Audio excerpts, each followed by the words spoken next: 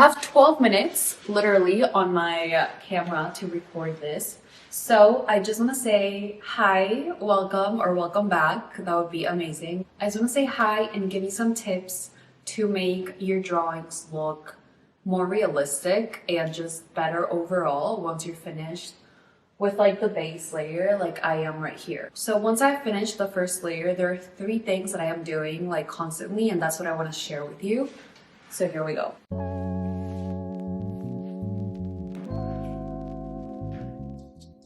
Okay, so phase 1 includes 2 steps. Here, I am looking to correct proportions and tonal values, which are, in my opinion, the most important elements of realism. So it is crucial to capture them accurately to really make your drawing stand out and look like it's popping out of your paper. What I like to do is step back from my drawing and the reference photo and just stare and compare them from afar until I see areas that need correcting. The longer you stare and try to find corrections to make, the more you will find. So this really could go on forever, as there will always be something new that jumps at your eye, especially if you take days or weeks in between this process. Perspective just changes so much, so it is really up to you how much time you want to allow yourself to have for this step. If I need to darken an area, I grab my charcoal powder and apply it with a brush or a beauty blender. And if I need to lighten an area, I take my kneaded eraser or a clean beauty blender to pick up some of the extra powder. This goes for both tonal values and proportions. It is pretty much the same process, but with 2 different focuses.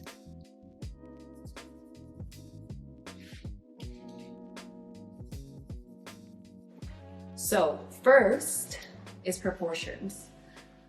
I'm gonna insert a video of what this drawing was looking like before I started doing this.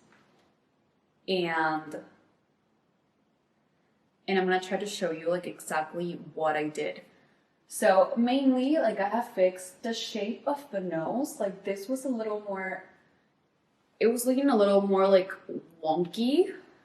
And if you stand, like if you look at your drawing from far away at a smaller scale, you can see these things. But when you're drawing like right here on your table or like looking at it so close, you really don't even notice. That's why it's so important to like stand back and like sit far away from your drawing, and also from the reference. Like I put the reference on my table, my drawing is right behind it, and I just like start looking at the differences.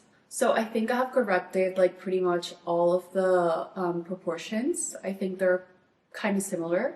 They don't need to be perfect, of course, but they do need to be like pretty close for it to look realistic. And next is the tonal values, which is like maybe the most important thing. So I'm just doing the same thing. I'm standing like far back and correcting like all the little mistakes. So for example, like this whole area is so much lighter. So I just quickly like make it lighter like this. It's just for me to know that that will be lighter, and then when I move on to like actually doing details, I will make it look pretty.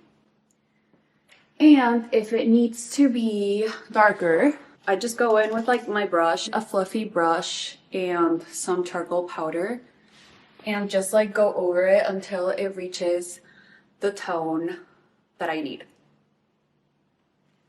And then finally, of course, we have our details, which those just, they take a lot of time. And I'm gonna be working on them for probably like 2 weeks. So if I know that like the tone values of the nose are all good, I can start going in with the details, and that's what I have been doing a little bit. I'm gonna show you.